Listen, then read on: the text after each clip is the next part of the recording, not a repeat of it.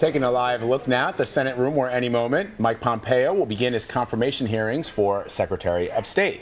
The CIA director is expected to take questions from lawmakers over his hawkish approach to foreign policy. They want to know about his role in preparing the president for his summit with North Korea next month and his stance on the Obama-era Iran nuclear deal, which he has opposed in the past. With more on what to expect from today's hearing, we're joined now by Cypher brief expert Norman Roule. He is a former national intelligence manager for Iran and a longtime CIA Middle East operations manager. Thank you so much for joining us, Norman. Mike Pompeo is stepping out of his role as CIA director and potentially into an administration with an unusually contentious relationship with the international community. How will his background likely factor in to his possible new role as Secretary of State? Well, good morning, and thank you for having me. I think his background is going to prepare him very well for this position. Over the recent months since he's been the director of the Central Intelligence Agency, he has had extensive contact with multiple foreign leaders, multiple foreign security and intelligence officials, and he has read deeply into the issues themselves. So he approaches this very, very well prepared to handle the issues. Norman, one of the discussions we were having as we were preparing to talk to you is with regards to his capability, that is, Director Pompeo's capability, should he step into this new role, versus the president's worldview. And I know that Mr. Pompeo is a strong supporter of President Trump. I interviewed him even before President Trump won the nomination, and he was sort of in his corner back then. But I wonder if there is, once you become the Secretary of State, it's sort of like when you become the president, right? What you say before you step into that role is very different when you're confronted with the political realities. And as he is on the world stage as our #1 diplomat, could he ultimately clash with the president? Because you've got to keep up that word, diplomacy. That's what it's all about.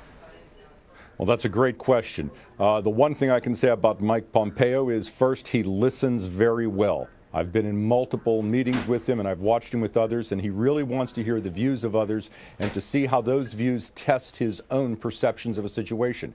He has strong views on many of the positions, and they're similar to the views of the President of the United States. So there's not a lot of daylight between them already. But I am confident that in his encounters with foreign officials and in his engagement with State Department officers, an organization I'm confident he will also significantly restore to its former position, he will, if he uncovers different views or positions, he will take those to the President of the United States. You know, the New York Times is reporting about his preparation for the hearings. And in an article today, they talk about how he has reached out to other secretaries of state, including Hillary Clinton, which, you know, in a past life, he did not have very kind things to say about. What do you make about the way he's preparing for this? Well, first, this is typical of his approach to issues. During the Joint Comprehensive Plan of Action debate in Congress, I dealt with him frequently, and he went to great lengths to get other views, to look beyond the routine picture. At the same time, he also prepared similarly this way to become the director of the Central Intelligence Agency. He spoke with previous directors of the CIA. He spoke with other intelligence officials. So again, he's looking for other ideas and views. It's exactly the approach you want for a position such as this.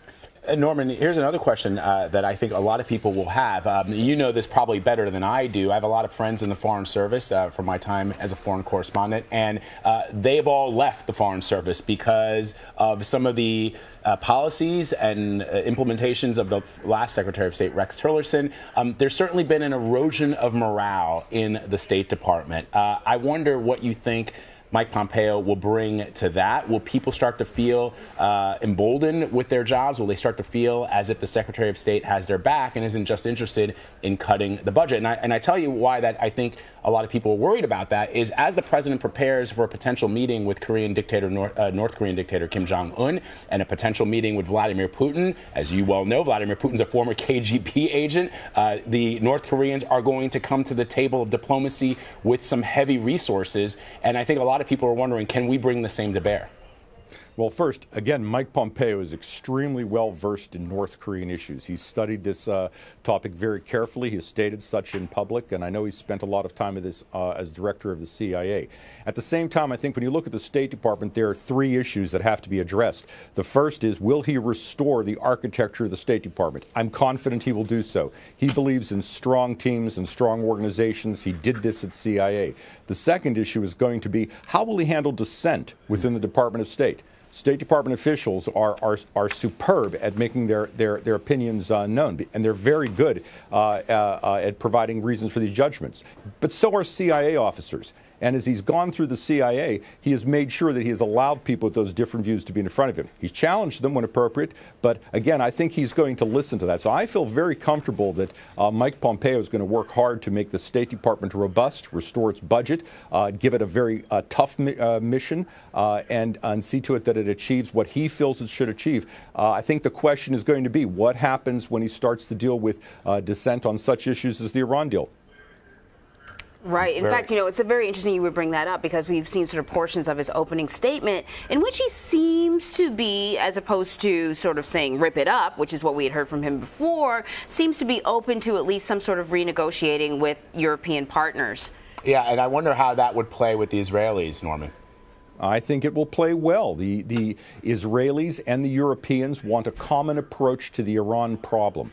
No one is interested in destroying a deal that results in Iran reconstituting its nuclear enterprise and moving towards a nuclear weapon. I think what Israel will look for is how this approach in the coming weeks, as we move towards the May deadline, will produce the type of common front against Iran that is really needed. And we do need to work with our European partners on this issue.